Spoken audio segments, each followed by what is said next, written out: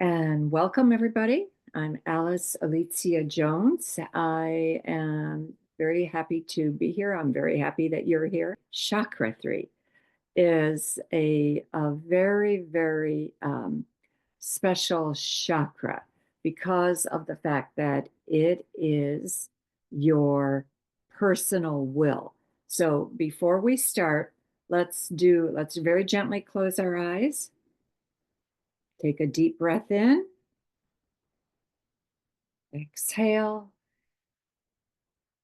and I'll say the prayer of connection and just see the energies gathering as I bring them in.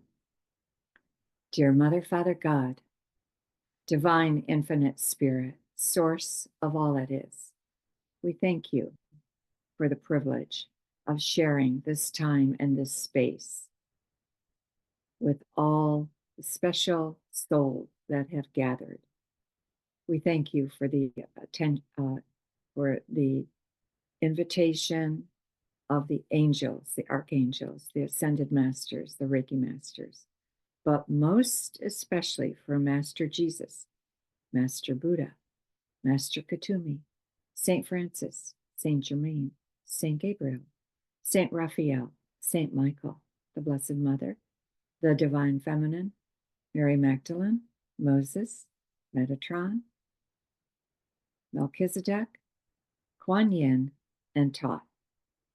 We ask to be cleared, centered, aligned, balanced, and grounded, and that whatever come in for each of us, come in for our highest good.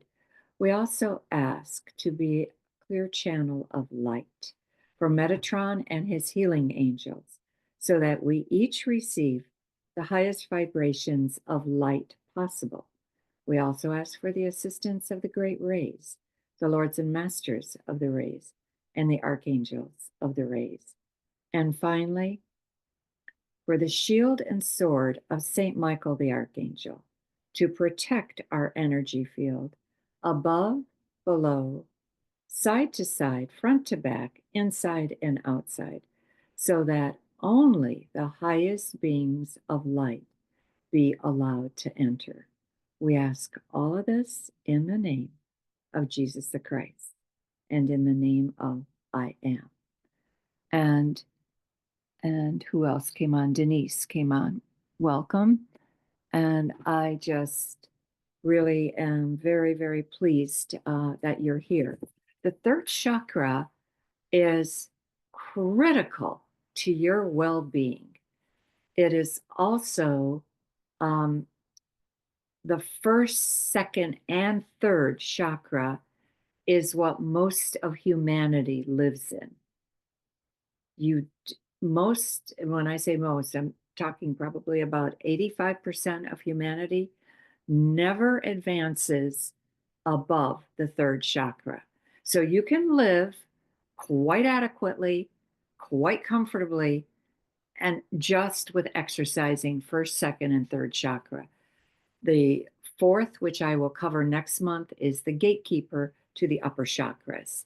It's kind of like if you don't open your heart, you're not going to be able to access the gifts of the upper chakras. Now, first of all, the color of the third chakra, yellow, but I see it more than yellow. I see it almost as bright as the sun.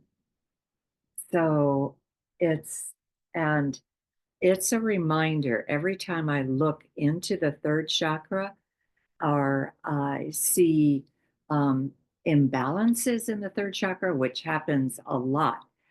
I recognize that, okay, again, we will cover those areas of imbalances, and you can see if any of those are flaring up for you. Most of this work that I'm covering comes from a book by Carolyn Myss. Her last name is spelled M-Y-S-S, but it's pronounced like M-A-C-E, Mace. And the book is called Stages of Power and Healing. I have this information in my Reiki 3 manual, but like every Reiki class that I teach, we go so fast through the different stages that it's not, I never feel that I give enough attention to each chakra. That's why I decided to do the chakras for this year. And just like I did the Great Rays last year. Okay. The third chakra is so incredibly important because it takes our focus and it gives us specific direction. You will create what you focus and concentrate on. And unfortunately, I just had this lesson last week with the Course in Miracles that every single thing that appears in our life is something that we put there. It's very, very hard for us to accept that we create what we want, but we also create what we don't want. And we create it with what we focus and concentrate on. And you might not even recognize that you're focusing on the negative. You might not even recognize that as negativity seems to blast you or bombard you or show up in your life, you might not even see that okay, what have my thoughts been about? I took one day out of my life, I'm going to say in the neighborhood of about 30 years ago. And I said, okay, I'm going to just devote one day and just pay attention to where my thoughts go. Are they positive? Are they negative? And every time I had a negative thought, I said, cancel, cancel. That's how, and I saw this giant bank stamp as big as the sky come down on virtually on me, on my mind, saying cancel, cancel. So I probably, my revelation was that about 80% of my thoughts were negative. Then, not today, but at that time, I had that many negative thoughts go through. 30 years ago, yeah, I was going through a lot of stuff, and there were parts of my life that were a mess, and that probably for about 10 years, so between 40 and 30 years ago, just had to really rearrange my thinking, had to really get out of where I was, where my life was taking me, because I basically had no peace of mind. And that's what I craved more than anything. I wanted to see things clearly, but I also wanted peace of mind. That was my number one goal. Okay, so what else does the third chakra do? It helps you analyze and process. And by analyzing and processing things, I've heard over the years where somebody would say, let me think about that instead of giving an answer immediately. And I thought, that is so smart, because I would typically, if somebody asked me a question, I typically give them an answer. And there were times where I knew I was answering questions in a manner that was not right for me, in a manner that was hurting me, in a manner that wasn't beneficial to me, because it wasn't what I really wanted. But yet, did I want to be a people pleaser? Did I want to be a person's friend? Did I want to just say things so that people would not be upset with me, or thinking that they would be upset with me? I would answer in the affirmative when I really wanted to answer in the negative, especially when it came to taking on more responsibility. And so that just ended up hurting me. And there is a phrase in A Course in Miracles that says, you fly into a rage because you say yes when you mean no, or you say no when you mean yes. So that is, I've been there. I have absolutely recognized, and now I will stop. And literally, if I don't feel I can, I am up to managing another task, another requirement, I'll just stop and I'll just say, let me think about that, or I'll get back to you. Either one of those will work. So don't feel obligated to answer everybody's request immediately. Just don't do it. It works against you. Okay, so analyzing and processing. What does the third chakra do? It helps you distribute your thoughts. There are times where I can remember having almost two levels of thinking. Like one level, I would hear a song play, and on another level, my thoughts would go through my head. But I can't really say I accomplished much because of the fact that the song interfered with the thinking. And so then I had to learn that to step back and feel as if I could separate from the two minds. One was an ego mind, one was a spirit mind. And it could be that the singing came from my spirit mind because the ego mind was just rampant with thoughts that were running through my head at such a pace that I just couldn't stand. I just absolutely it was as if it was blocking my mind from being able to process the job at hand, or whatever it was that I was trying to do. Third chakra also helps you form new ideas. If your life isn't working, somehow or other, what is not working can lead you to what does work. There was a time in my life when I felt I would live and die as a real estate broker. I never saw another role for myself, ever, ever, ever, ever. And obviously, Spirit had a different idea because I signed while I was in Spirit, before I came down the birth canal, I signed a soul contract that said, I'm a healer, number one, but number two, I will teach about God. Did I feel qualified to do that? Absolutely not.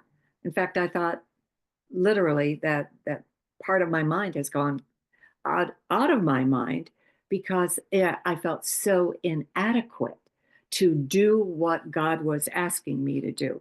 But nevertheless, um, I got over that. And now the confusion and the pain of feeling the inadequacy, just it it's so far behind me that it feels quaint. It's the only way I can put uh to analyze it. Okay, tap into your own. The third chakra helps you tap into your own personal will, saying yes when you mean yes, saying no when you mean no, stopping people from taking advantage of you.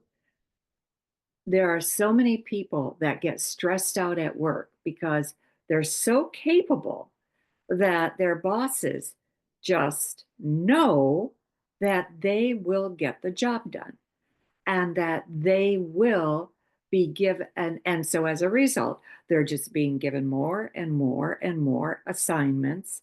And you can imagine now what's going on with the government, the people that are left behind to keep everything functioning. Are the best and the brightest minds there? Maybe, maybe not. But the ones that are there are obviously having to pick up the slack for everybody that's been let go. The third chakra activates our drives. We have something within us that drives us to a new place. I know when I think most of you, if not all of you, have been at my home. And I know that when I saw the picture of this house, at that point it was listed for like $289,000. So rounded off to 300,000. It might as well have been 3 million. It was so out of reach for me. But I knew that that was the house I wanted to live in. That was a description of the house that I gave my husband when I first met him, when we bought our first townhouse, when we bought our second home, which was a bi-level that sat on an acre, and he presumed we would live there forever. He loved it. It sat on an acre, and the incline up the driveway was like 35 degrees, and so he liked to play king of the mountain. We had a side porch, and you could see we'd get the most magnificent sunsets. That's the one thing I did miss about that house. But in terms of, did I have a garage? No. Did I have a basement? No. Did I have uh, the other things I had asked for? No. So when I saw the picture of this house with its description, and I knew that it was completely out of reach because we were so financially strung out, I took that picture, and it was a builder's promotional picture, and put it on actually the window of my office at the time, where I saw it every day. 3 years later, I signed a contract for that home. Did something magically happen in those 3 years? What did happen was that I started to believe I could have that house. I started to recognize that that house really wasn't as far out of reach as I had originally thought it was. And the market changed. I was obviously in real estate, the market changed. So, this, when I first saw the picture, it was 1981. My mother was dying of cancer. We had to close our company. We had to shut the doors of our company. We let like 12 to 15 agents go. Um, I had pared my expenses down to 4,000 a month, and I had only $400 a month guaranteed income out of a small property management company. And so when I complained to one of my dear friends at that time, she looked at me and she was a little bit cocky, and she says, "Well, Alice, all you have to do is find another zero somewhere." And I thought, that's kind of, yeah, I guess, but look at where that zero is placed. 400 to 4,000 seemed unreachable.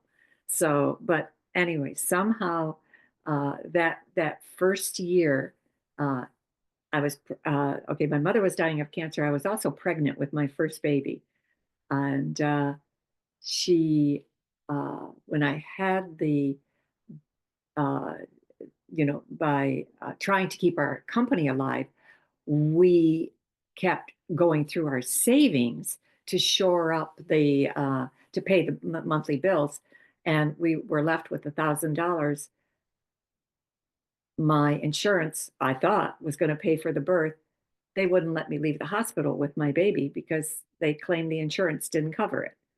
So I had to give them $500 of the last bit of savings that I had to have to be able to take my baby home. And then I just kept thinking, geez, when you're down and out, the universe just kicks you further. But the long and short of it is, it strengthened my resolve to not give up, to not quit, to not lose everything that I had worked for. It just strengthened my resolve. So I just want to share that with you, just to say that I witnessed that in the Olympics one year. I can't remember the year it was, but it was in the gymnastics. So it had to have been the Summer Olympics. And there was a young man called Paul Ham, and he was doing very, very well. He was, I think, in first place, and then he had a disastrous thing on one of the things, and I think it was the pummel horse, and he fell to 12th place. So his um, coach told him before he did his last round, he said, do not quit. Do not allow this disastrous thing to get you, make you defeated. And the irony was, as we watched person after person after person come in the gymnastics round, every single one of them failed, tripped. So he ended up going from 12th place back to first place, and ended up winning the gold medal. So it just, I mean, I just absolutely thought, and when he was interviewed, the first thing he said is that my coach said, never give up. So that was a very, very powerful message. Never, ever, ever give up. I have another example from my family, but too long to share on this right now. What does the third chakra do? So it moves us through to our goals, but another very important thing that the third chakra does is it stores your fears and your anger in the third chakra, in various parts of the body of the third chakra. So in storing your fears and anger, I'm going to segue now into the organs that are affected by and you'll see how many of them are related directly to fear and anger. Okay, so the organs affected are the abdomen, the stomach, the upper intestines, the liver, the gallbladder, the kidneys, the pancreas, the adrenal glands, the spleen, the bile duct, and the middle of the spine. And the amazing thing is that a couple years ago, my niece had a tumor that grew on the side of her body and took apparently 85% of her spleen had to be cut out, and just 15% was left behind. And she was able to survive with that. And she's the mother of 5 children. And her youngest now, I think, is 4 this year. So this was about 3 years ago that this happened, or maybe just after she gave birth to the baby. It was, I mean, we all just held our breaths when we found out what she was going through. But pancreatic cancer, this is something that you never heard of before, and now it tends to show up in a lot of places. So that, again, that's governed by the third chakra. Bile duct, my former real estate agent that I used to work very closely with had something wrong with her bile duct, and the one pill that they gave her was $1,800 a month.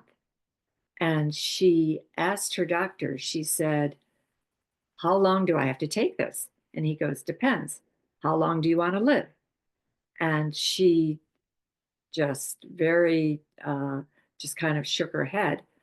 Unfortunately, she did pass away a couple years ago, but she lived probably 5 years with the medication. So she got 5 years additional life, and by having medication for her bile duct. But bile duct, adrenal glands, spleen, liver, pancreas, kidneys, all related to anger, all related to storing anger instead of dissipating it, recognizing it for what it is, letting it go, and just saying, um, taking that anger in and storing it in your body. Okay. Now, the mental and emotional issues that are related to the third chakra. The first is, and the most important, trust. Trust is absolutely and absolutely incredibly important, because if you don't trust, if you can't trust your boyfriend, spouse, significant other, partner, governments, whoever it is that you deal with, it's like, to me, it's like walking on jello. There's no foundation underneath you. So trust is critical, and trust comes is related to the third chakra. Uh, Patrick Moynihan was a senator from New York whose quote I remembered from many, many years ago. He said he was arguing with one of his fellow senators, and he said, "You are entitled to your own opinion, but you're not entitled to your own facts."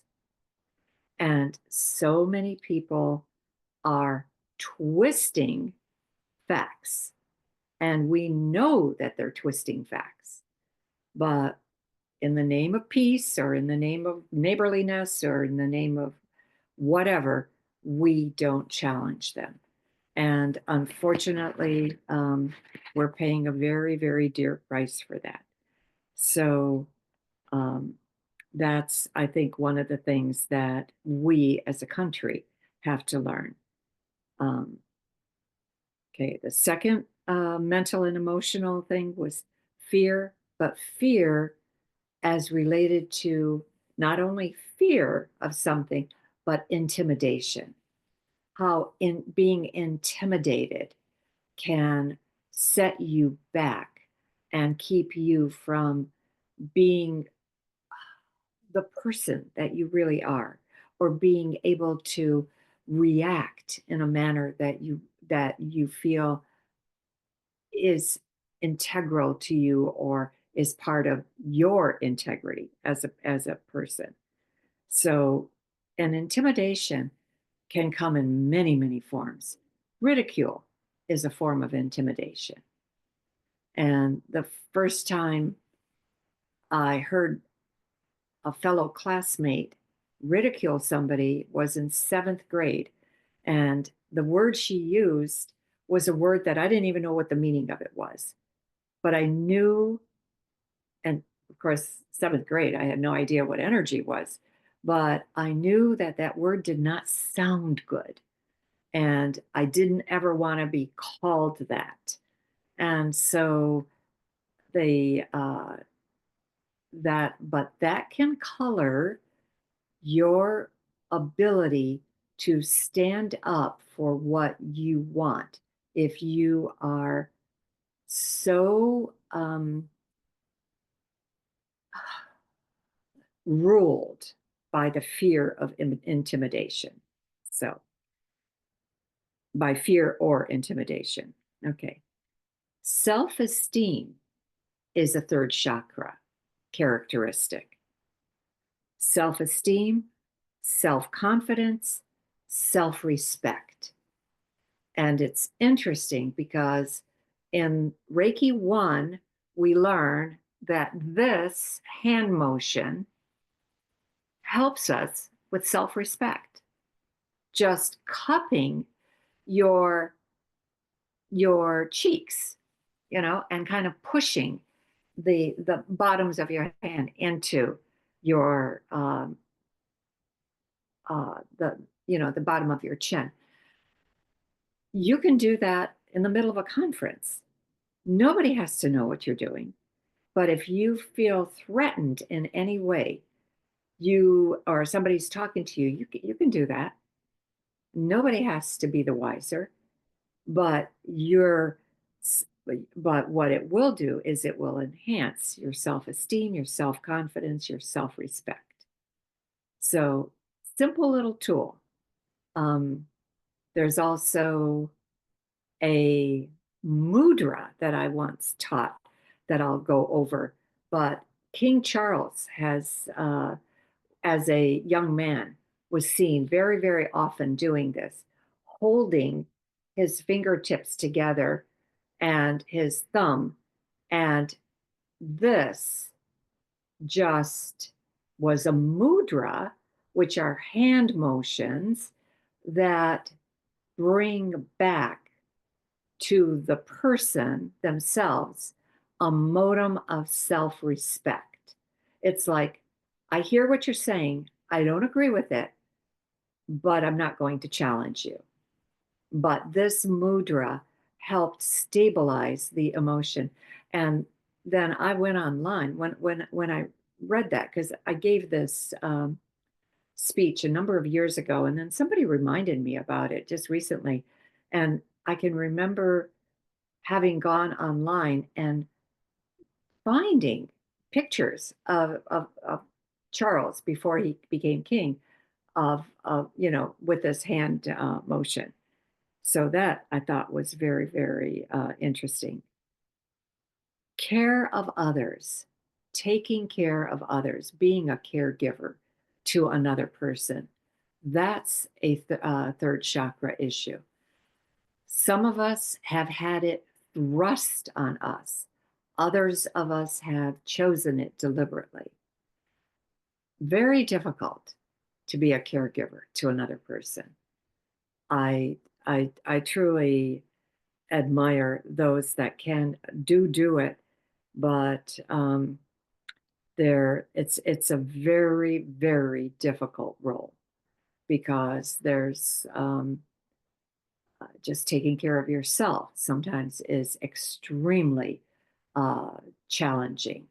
And then you having to take care of somebody else just makes it doubly hard, everything. Um, the ability to make decisions, just making a decision, sticking with it, but maybe evaluating all of the choices before you make the decision, so that you finally, when you're getting ready to make the decision, you feel confident in that decision. I can remember when I was uh, going into my junior year in high school, I grappled that whole summer with, do I leave the all girls academy that I was part of, that I did fantastically in, and go to the co-ed school? What motivated me to go to the co-ed school is I met a young man from that school, and I thought, well, geez, I'd like to follow him there. And that ended up being a disastrous decision. I kept vacillating. Yes, I will. No, I won't. Yes, I will. No, I won't. And that just, like I said, I ended up going to the co-ed school, but to my detriment.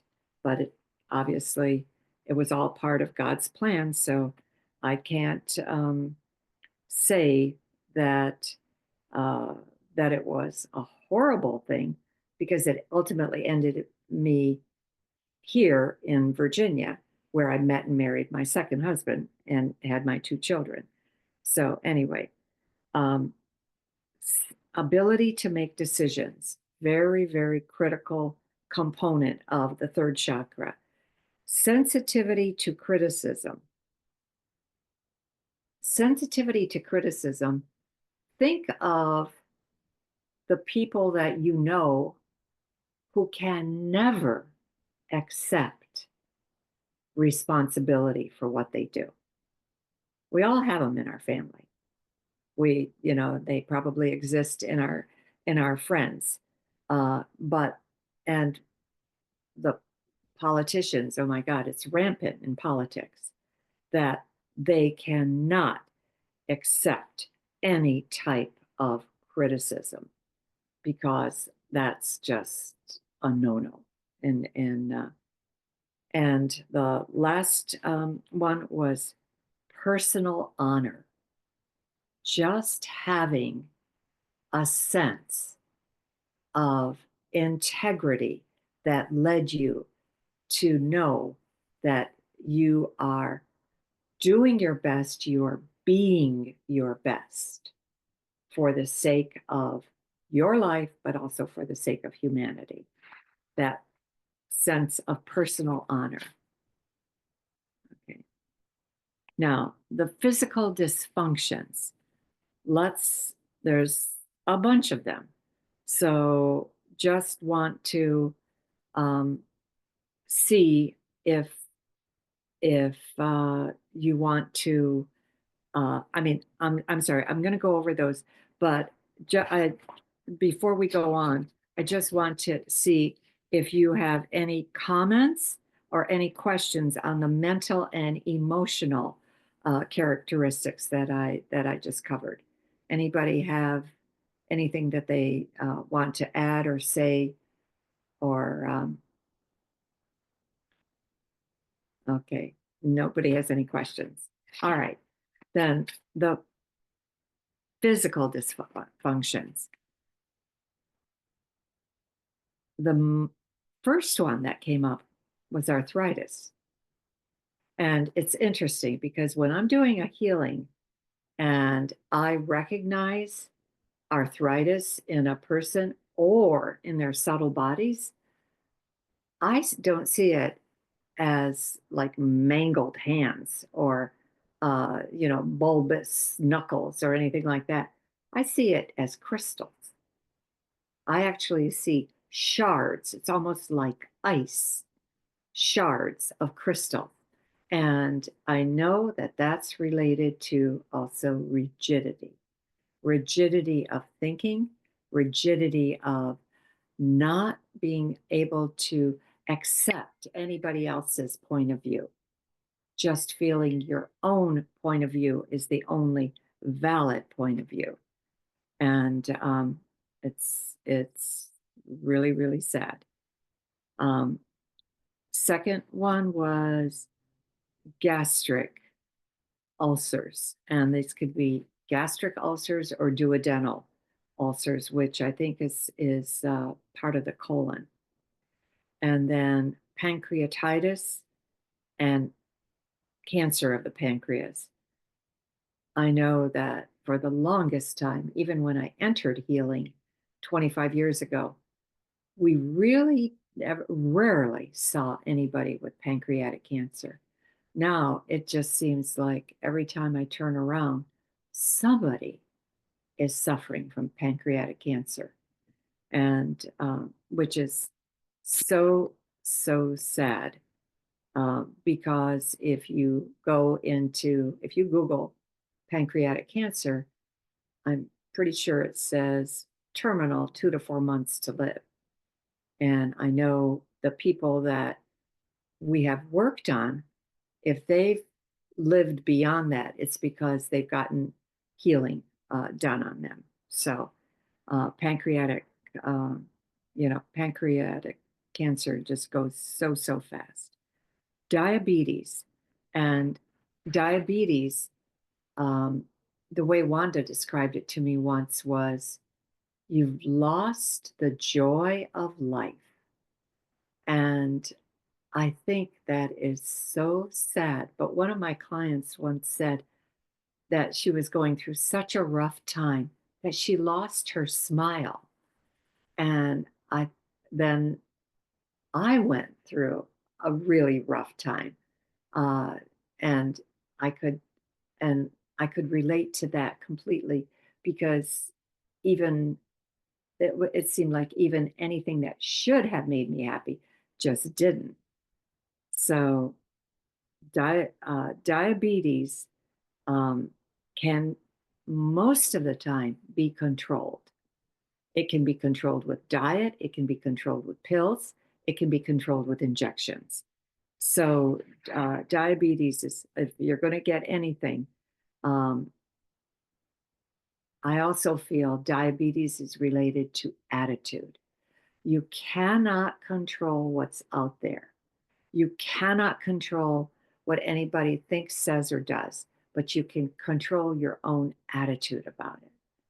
And if you can find a way to bring yourself to a place of neutrality about that, maybe not acceptance, not rejection, just neutrality.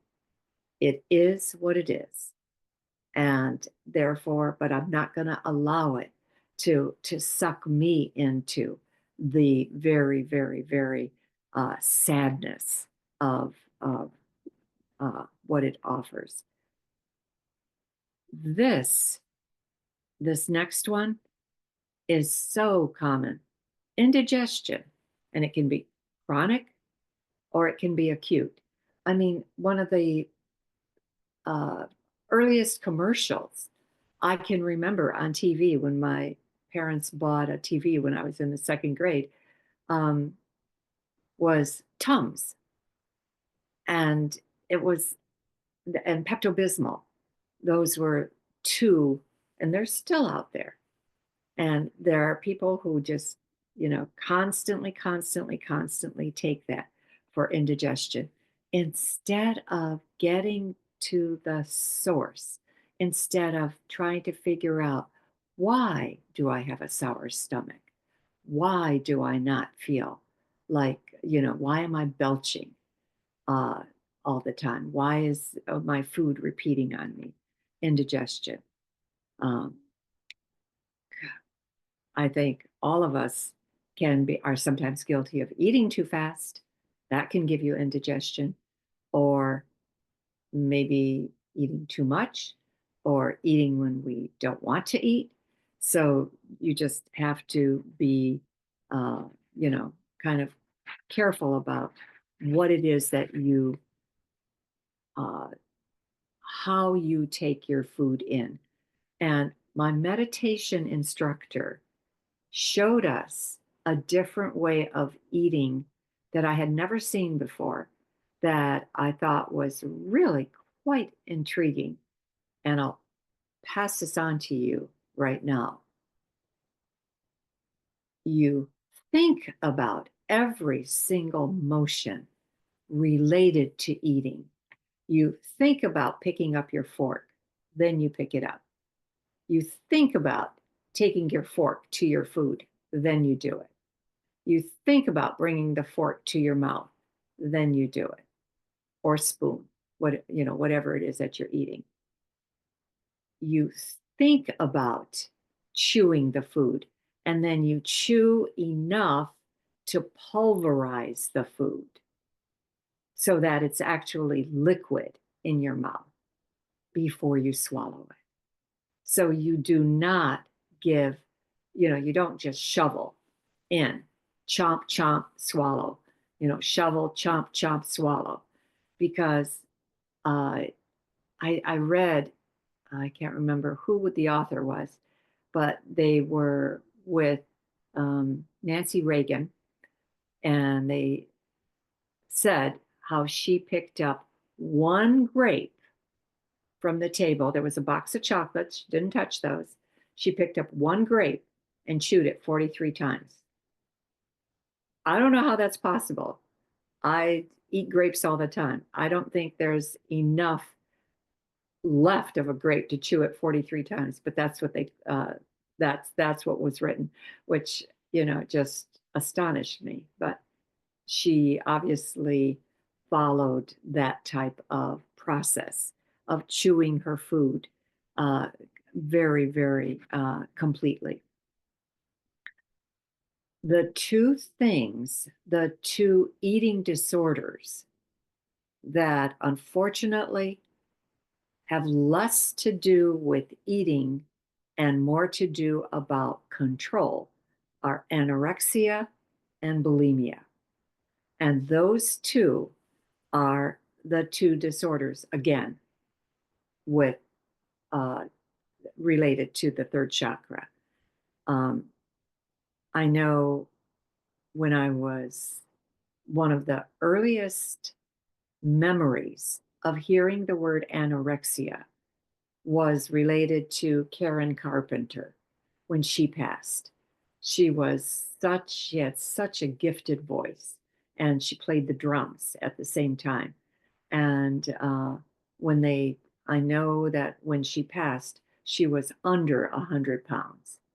And no one at that point, at least at that point, I had never heard the term anorexia. Bulimia is something that Princess Di was afflicted with. Eating, then vomiting it up. Eating, vomiting. So it's truly, you know, truly sad when those type of diseases take hold of you. Liver problems are anything related to the liver, plus the fact is that the liver is the only organ in the body that can regenerate itself. So even if you lose a part of your liver, it will grow back. But if if cancer takes hold in the entire liver, I'm not sure if it has any ability to regenerate. But if that anger, instead of processing it and releasing it and finding ways to get rid of it, if it's stuffed back, the liver is a very common holding place for it. And there are times when, again, energetically, when I've looked at people, I see a liver that is black. It's not supposed to be black, but that's what I see. And that is, again, that's a distortion of what it should be. Hepatitis is related to liver, and so that's another thing. There's something, just getting back to liver for a moment. I can't remember the exact times. I don't know if it's 11 to 1, if it's 10 to 12, but if you look up Chinese medicine, there is, and maybe some of you know about this, but they're in your sleep cycle. There is a 2-hour period that cleanses the liver. And so if you feel you have any problems with your liver, or even just as a preventative thing, make sure that you're asleep during that 2-hour swing. Like I said, I think it's either 10 to 12 or 11 to 1. And that's kind of like That's part of Chinese medicine and part Alice, of it should be 1 to 3. the It should what? be 1 to 3. It One should to, be 1 to 3. okay, 1 to 3. All right. Thank you. Thank you, Cindy, because I I can remember when I mentioned this to somebody, they all of a sudden they just stopped dead in their tracks and they said, "Oh my God, my mother died of liver cancer or cancer of the liver, and she always stayed up till 2 a.m. every morning. She never went to bed before 2." So I thought, interesting. I never forgot that. Um, okay, let's see. Adrenal okay, hepatitis is what? Cancer of the blood, I think, right? I don't think it's cancer of the liver. I think it's cancer of of any of you Of know blood. of the blood, right? Yes. Okay, thank you. Thank you, Cindy. Okay, adrenal dysfunction. Um, there was a point in my life when uh, I was determined to be a huge success in real estate, that I would work. Now, this is after I had 2 kids and a big house and pets to take care of and a husband, and a car that wasn't functioning properly. But I was determined to earn a certain amount of money. So I continued to work and work and work and work. So I probably put in a 60-hour week every single week. My adrenal count, according to my acupuncturist, my adrenal count got to 2. He said at 1, uh, you're close to death. At 0, you're dead. So if you're pushing yourself and pushing yourself and pushing yourself to where you have zero ability to to regroup and recharge and everything, your adrenals are basically running on fumes. So don't do that to yourself. No goal is worth it. No goal is worth giving up your life for it. And at that time, I just thought I was doing what I should be doing. Everything. Bile duct issues. Uh, I only knew one person that had the issues with the bile duct, and like I said, she got about 5 years of additional life from an $1,800 a pill that cost her $1,800 a month. Gallbladder and gallstones. The people, I've never had a gallstone. I presume that my gallbladder is absolutely fine. I do know a woman who had to have an emergency gallbladder operation at the same time she was giving birth to a baby. And they, the doctors afterwards just were very, very grateful because they felt that it was touch and go with her, that she could have easily passed away, but she just, you know, I guess they never recognized that she had gallbladder issues and everything. And the last thing is that to share what you know, I'm sorry, middle back, your middle back, which is exactly where the third chakra is, front and back. So it would be the middle back that would be affected um, in terms of back pain, uh, which again, having back pain is probably the one thing that keeps more people from out of work than anything else. Okay, now that's all I have to cover with this, but I wanted to take a little bit of time to do a tribute to Pope Francis. And if we have time, just cover a few other things that have been recently on my mind a lot. Since he did pass away at about 7 o'clock this morning, he was 88 years old. He brought 3 firsts to the papacy. He was the first Jesuit. He was the first person, Pope, cleric from the Americas. And he was also the first person to take the name Francis. And the reason that he took the name Francis is Saint Francis was always dedicated to poverty and peace, and basically dedicated his life to the poor. Well, and his name was Jorge Mario Bergaglia. When he entered the Jesuits, he also dedicated his life to the poor. And he was just so,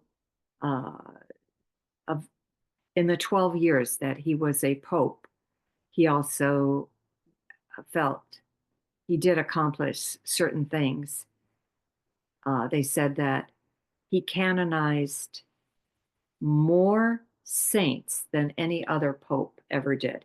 He canonized 942 saints, including 3 former popes: John the 23rd, John Paul,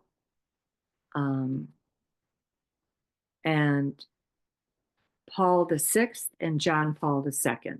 So those were effectively the last 3 popes. And he also, what else did he do?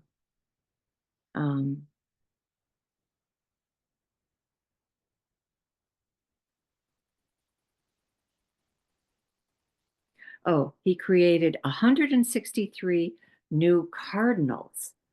Wow. And he created them in areas that were very marginal, like Somalia, the Sudan, and what was it called? Marginesia? I'm sorry, Mongolia, the Sudan. And so these are cardinals from areas that really didn't have a huge number of Catholics.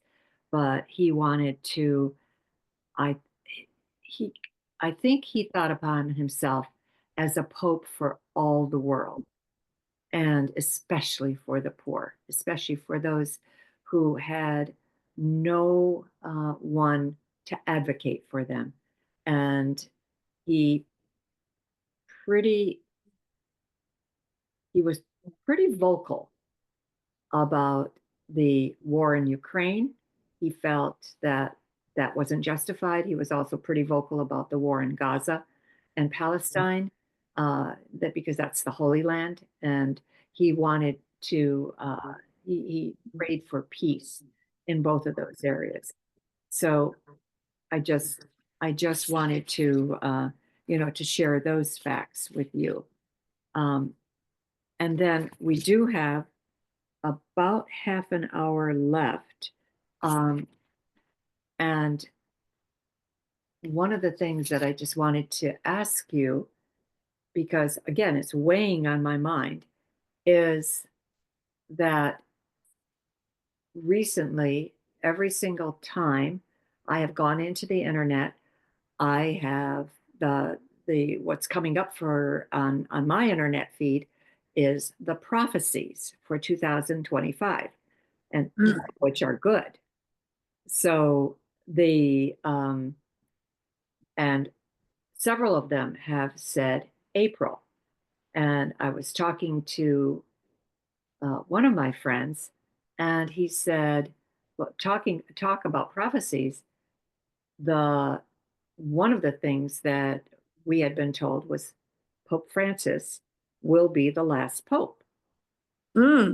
So this will be very interesting because once they do his funeral, Mm-hmm. they figure it'll be 9 days for Mm-hmm. the funeral, and then the conclave meets for them to elect the new pope. So I'll be very, very curious to see how that will happen. But then this friend said the Dalai Lama also said that the current Dalai Lama, is the last one. So I thought, okay, that's interesting. And then the third thing that I came across was I. Those of you who are Catholic might know who this person is. He's Padre Pio. He had the stigmata just like Saint Francis did, and just like Christ did. It's the five wounds of Christ, and the and they bled. You know, they would bleed throughout the certain periods of the day, and they Padre Pio foresaw something that would happen to us that was such a disaster that he started to sweat blood. And so those were the three things that I've run across recently that I know when I started my spiritual journey 30 years ago, even prior to getting involved in spirituality, I would like just well, no, not prior, but at the same time, I was introduced to all kinds of prophecies because apparently there was a couple of gals that I knew at that time who were very big into uh, prophecies. So they talked about it all the time, and I remember what I heard at that time, none of which came true. And Mm-hmm. so I kept thinking, okay, uh, I then recall Mary's message to the world, which she said basically a fulfilled prophecy is a failed prophecy. The purpose of a prophecy is to get men to change their ways, to get men to change their thinking. So, I thought, okay, then we'll have to see how far we've come. Um, and I'd really like to hear your opinion on this because just like I know there's an element of truth in conspiracy theory, but I don't Mm-hmm. know which element. And I presume that there's probably 1 to 2% that's absolutely true, but I don't know which 1 to 2%. So I prefer not to share it. So I'd be very, very curious to see if anybody else has had any opinions on this. And Barb, I'm going to start with you. On prophecies, what I have looked at are the Hopi prophecies. Okay. And they predicted that at some point after World War II, um, the issue would be nuclear, like nuclear energy. And I think we have done a whole lot about that. We did follow the warnings, and especially after Chernobyl. So I think we did work with that. I also spoke with White Buffalo woman, and she said there's going to be, rather than the end, it's a major shift. And she said the ancient prophecy was when the 5 white buffaloes were born, and she was present for all 5 of them. Oh, interesting. And then we had the 11/11 prophecy, and the Mayan calendar. And I went to a lecture where it made sense. Yes, that was the end of a cycle. But the end is also a beginning of a new cycle. Yes, that there's no such thing as the end of a line. They don't see any lines in Native America. It's all circles and Well, spirals. Everything's a spiral. right. Where it just Mhm. continues to go up. Right. Yeah. And that's very reassuring because I do have a couple of friends who would just as soon stay in the doom and gloom. And then I have other people that basically say, don't believe a word, so. And there's other people that look forward to it. Yeah, so a very good perspective. Okay, well, since we do have a little bit of time, Laura, have you run into anything that? I don't pay a lot of attention to prophecies. My husband, when we were younger, spent a lot of time studying Nostradamus. Talking about the prophecies that had come true. But in my work with angels, when I asked the angels to sort of tell me what's going to happen, how a situation is going to resolve, they make sure to remind me that they can only tell me what will happen if nothing changes. Right. So that if I want the outcome to be a certain way, I need to change something to change the outcome. So essentially they're saying, claim your power here to manifest what you want. So, when that always occurs to me, as you said, that point of a fulfilled prophecy is a failed prophecy, because the whole point is to encourage people to change their behaviors or their beliefs so that the mechanism that's in place now headed toward that outcome will change. So the outcome will change. Excellent. So I kind of don't pay that much attention to prophecies because, I do believe, as you said, you manifest both what you want and what you don't want. So if you focus on trying to manifest what you do want, you can affect a prophecy. Yeah. Excellent. Thank you. Thank you, Laura. Jillian, how about you?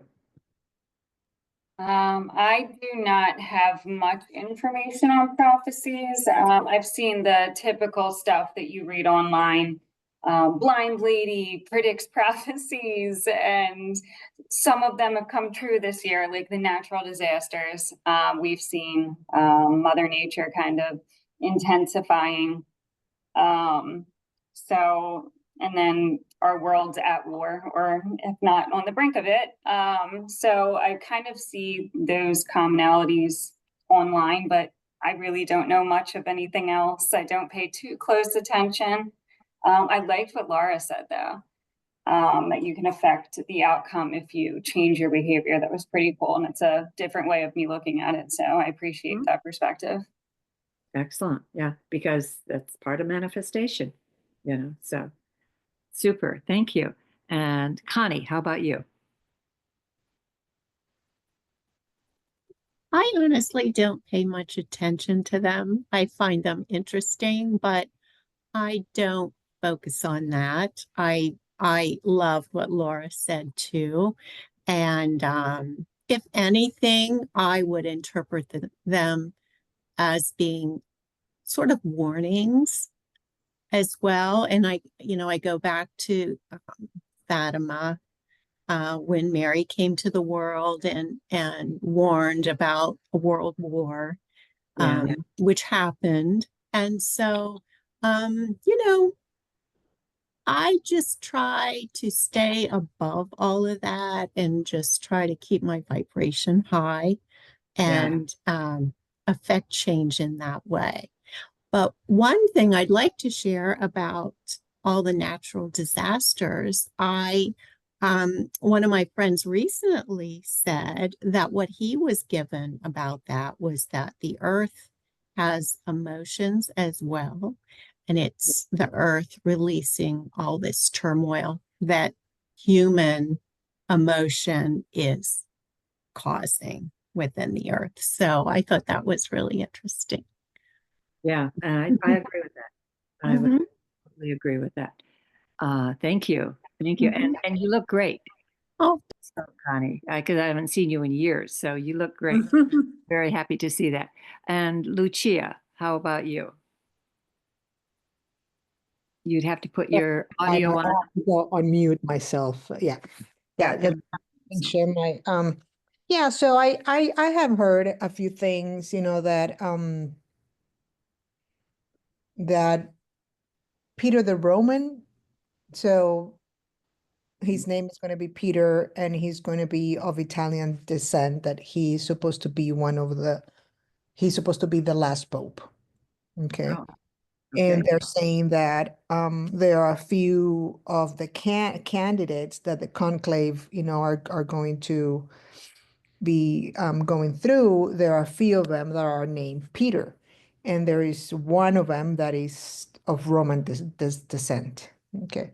And then the other prophecy that I've heard is that we will know that the end of times is near. And I don't remember when I heard this, and I must have been a kid, is when we have a black pope. So the pope is going to be coming out of Mm. an African country. But if indeed Peter the Roman takes over as pope, then tribulations and, you know, rough times will be coming for us all. And so something's going to happen to Rome, you know, and that's going to be the end of it.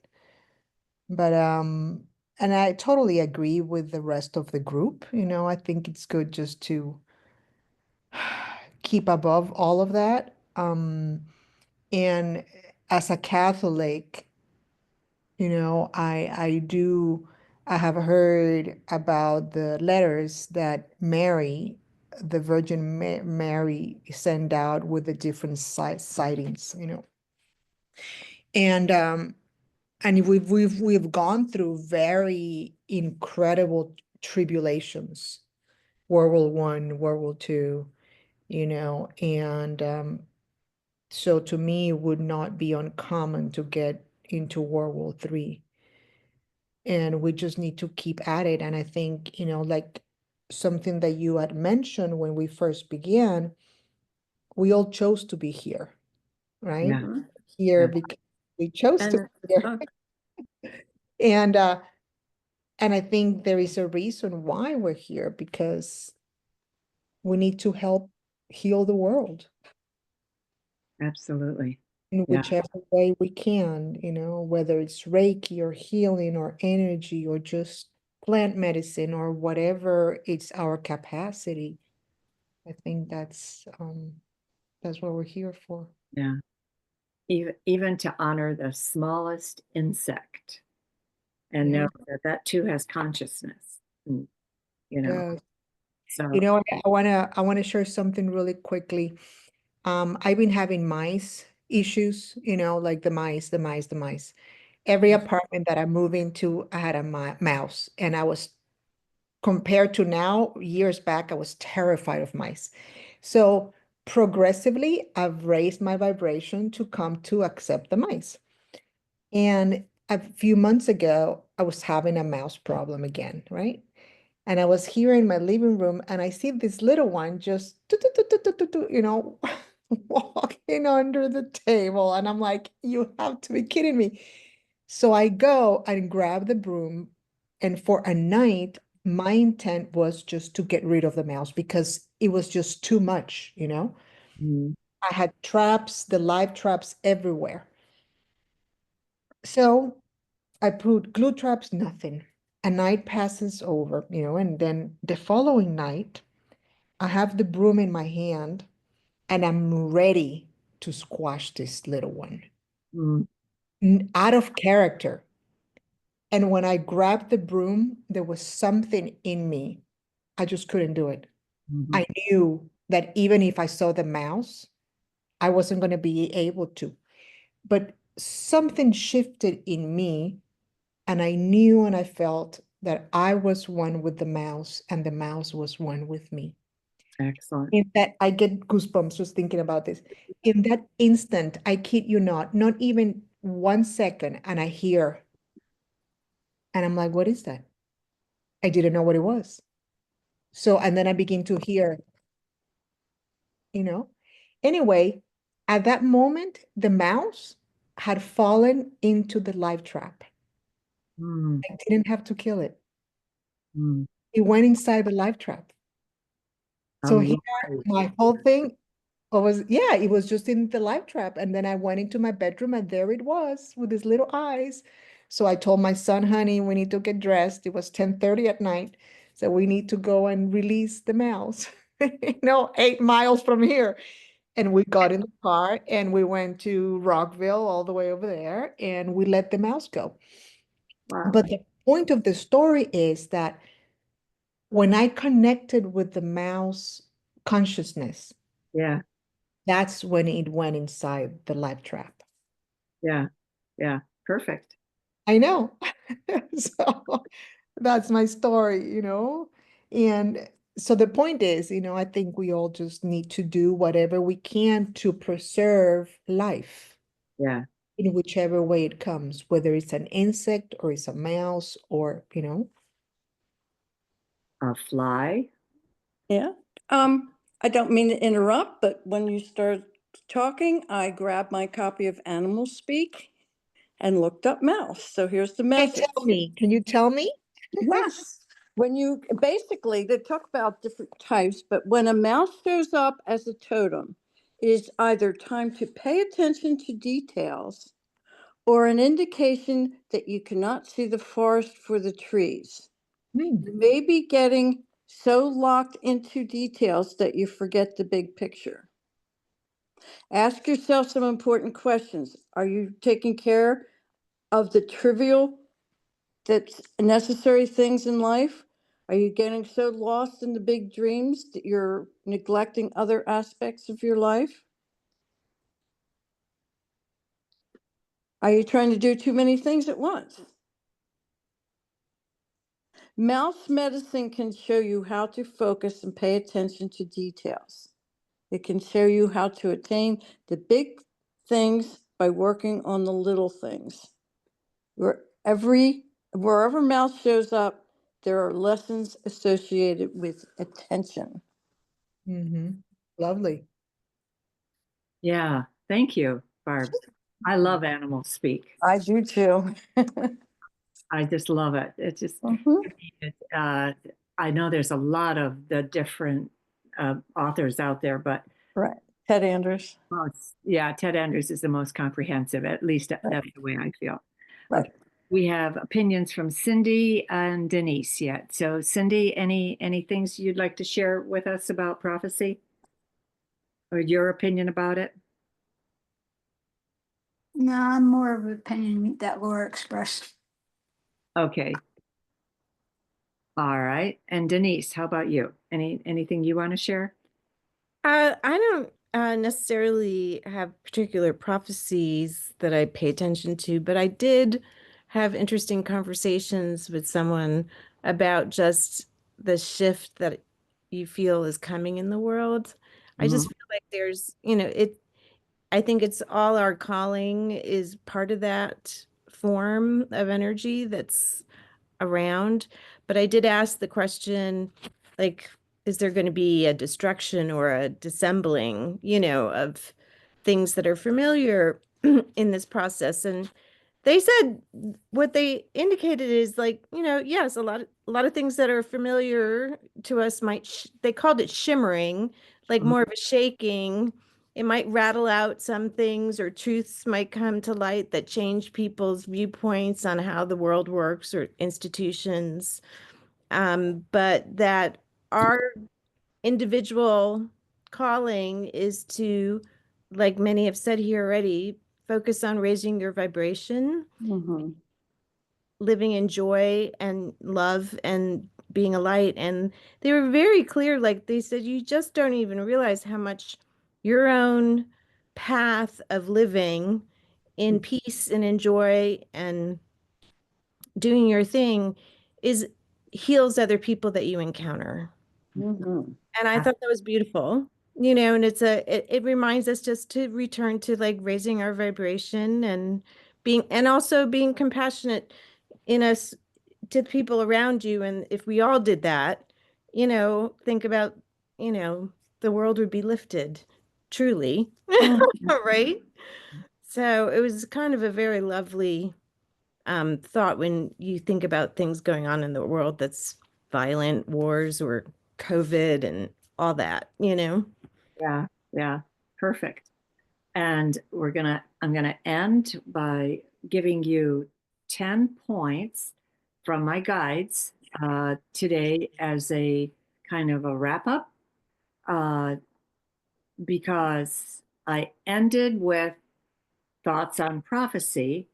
So these came in from my guides regarding the prophecy of 3 days of darkness going through a photon belt, which we would have 3 days of darkness. Quote, your light is from within, unquote. Remember, you are the light of the world. And they want us to repeat, I am the light of the world. And as a mantra, I am the light of the world. And you can both sing first, you know, I am the light of the world.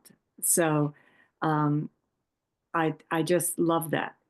The next sentence they gave me, you will always be reunited with your loved ones. The next sentence, spend more time with us, meaning the guides, and you will receive more messages. Because recently I've been complaining that you never talk to me anymore. And and I know what they're talking about.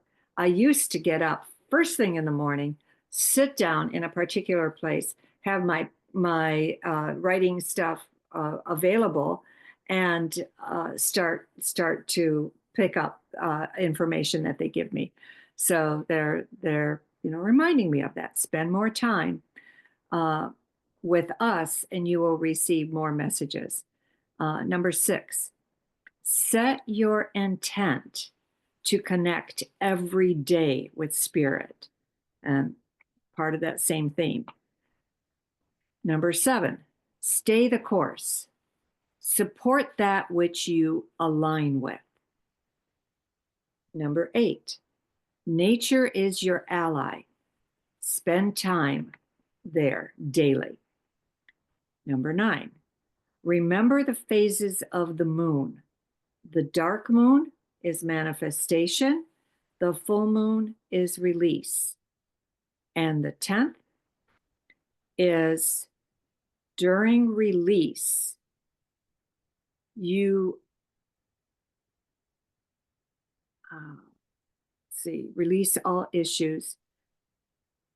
You do not release all issues, ideas, things, people you do not need or want in your life. You have outgrown, or that you have outgrown, or who are not a vibrational match to you, which is almost identical to what who was the last one to speak? Denise. It's almost identical to what she just said. So that was kind of neat. But so that was the message from my guides, and I thought, again, very upbeat, very positive, and always dependent on me. I'm the cat. I'm the one that gets the stuff. I'm the one that decides to for more information. It always comes back to me. So anyway, that's it for tonight. And I thank you. I bless you. And I'm just so grateful to have you here. Hey, And Alice, I am going to be in your class on Saturday. I'm that's coming for the Reiki master teacher class. excellent. Excellent. Thank you. Thank you, Lucia. And I will, I'll see you on Saturday then, because I think there will be 3 people. 6 said they were going to come, but people say a lot of things and ultimately don't show up. But anyway, I'm very, very grateful to have you, because Laura and I had a magnificent discussion last time at the end, because she and I were the only ones on board. So anyway. Hey, All right. Alice, Yes. I posted in the chat, I posted a chart that shows the organ times, et cetera, if anyone's interested for Chinese medicine. Great. Fantastic. So, There's a JPEG, you could just click on it and that would give you the chart, the Chinese medicine chart. great, because I truly believe in those hours. Oh, there it is. Wow. And see, you can blow it up then and everything. And let's leave that up. So make sure that you can all capture it. Thank you, Cindy. Do you work with that specifically? Yeah, I went to Qigong Medical School I got my master's in it, and then in order to get, I did all my clinical hours, but in order to get my doctorate, I have to go to Beijing for 6 months, Oh, wow. and that's not possible. And that's not possible with my health issues. So, Yeah. but I did complete all my clinical hours. So I'm trying to. There's a program in California where they can give you an Americanized version of the medical degree. So I might try that someday. Wow. Wow. Fantastic. All right. Well, thank you for that. And we will see you on next month. Our, I've missed a lot of my Reiki share, but I haven't missed any ROH. Very grateful for that. And I haven't missed any of my Reiki classes. I haven't missed any of my Course in Miracle. So very, very grateful for that. Anyway, Can I make a suggestion to the person who posted that? Why don't you contact that school in California and see if any of the courses are online? They're not. You have None to. of them? You have. I've already done all the Okay. coursework. I just have to do the hands-on clinical. Oh, Yeah. right. in the Well, good luck presence- with that. Yeah, Thank in the you. presence of an instructor. Yeah. Yeah. In the presence of a Qigong doctor. Right. Yeah. Sure. And Qigong is something that I've just been doing since January. Oh, You know, yeah. So, because my daughter and son-in-law gave it to me a month for Christmas as a Christmas present. And because I had done 35 years of yoga, but with COVID stopped and for 5 years did nothing. Well, in 14 months or 17 months, I fell 4 times. And oh, 2 of the falls resulted in a broken arm. So broke the bottom arm and then broke the top arm. And then I thought, oh my God, and my balance, when I was doing yoga, my balance, I could always catch my balance. There was never a time where I literally, tumbled over.